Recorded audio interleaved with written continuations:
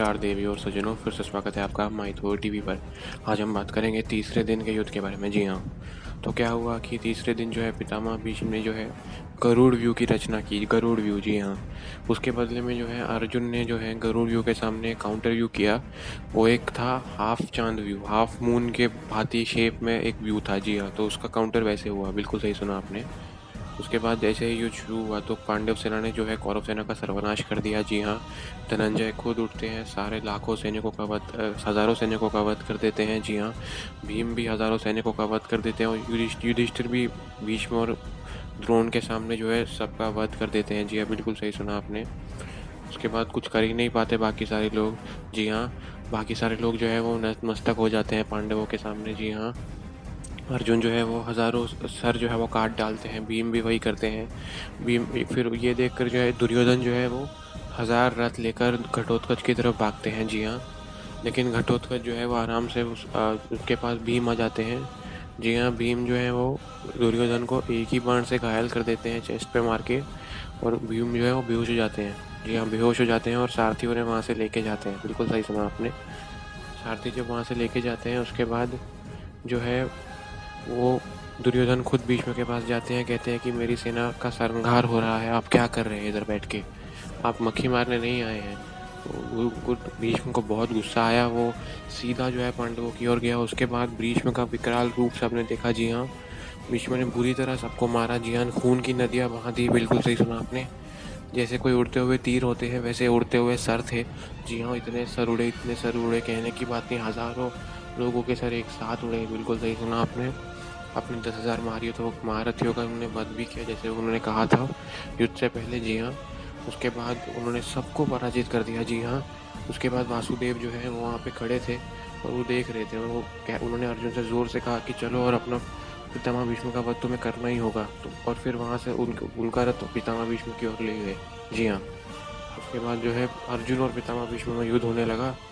जी हाँ, भीष्म और अर्जुन में जो है कोई बराबर तो नहीं था शुरू में, क्योंकि दोनों एक दूसरे को घायल कर रहे थे। भीष्म जो थे वो अर्जुन के घोड़ों को घायल कर रहे थे, लेकिन वासुदेव अच्छे से रथ चला रहे थे। जी हाँ, लेकिन तब भी जो है भीष्म जो है वो अर्जुन को पियर्स कर रहे थे, बुरी तरह उन्हें घायल कर रहे थे। जी हाँ, उनके वासुदेव और पार्थ दोनों के ऊपर बहुत सारे बाण छोड़े और घायल किया। जी हाँ, उसके बाद जो है अर्जुन के रथ को भी पीछे धकेल दिया। जी हाँ, अर्जुन को पराजित कर दिया भीष्म ने। बिल्कुल सही सुना आपने, अर्जुन को पराजित कर दिया भीष्म ने।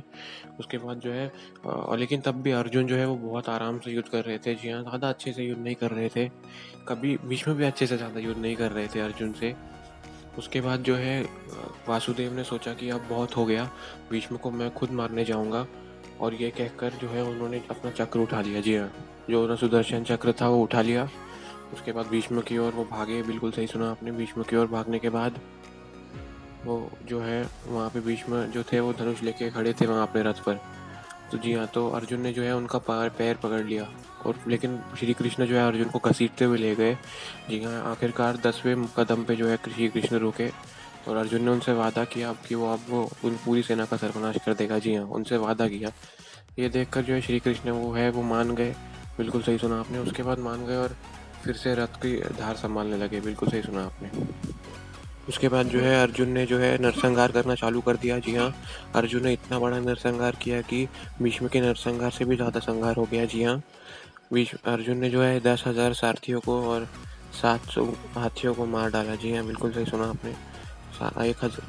10,000 सारथी और 700 हाथी। जी हाँ, उसके बाद जो है अर्जुन जो है विकराल रूप लेने लगे। उसके बाद सबको मार डाला, एक एक को चुन चुन के मारा। जी हाँ, बिल्कुल सही सुना आपने। विध्वंस कर दिया पूरी तरह, और भीष्म हो गया, दुर्योधन हो, उनके साथ द्रोण को भी पराजित कर दिया। बिल्कुल सही सुना आपने, बिल्कुल सही सुना। कोई उनका कुछ भी नहीं बिगाड़ पा रहा था। जी हाँ, तो सबको जो है वो पराजित कर देते हैं, और उसके बाद जो है कौरव सेना जो है वो पीछे हट जाती है और सूर्यास्त हो जाता है। जी हाँ, बिल्कुल सही सुना आपने। तो बस यही था दूसरे दिन का ये। अगली वीडियो के लिए मिलते हैं। Bye. Thank you so much. Subscribe to my video. Thank you so much. Bye.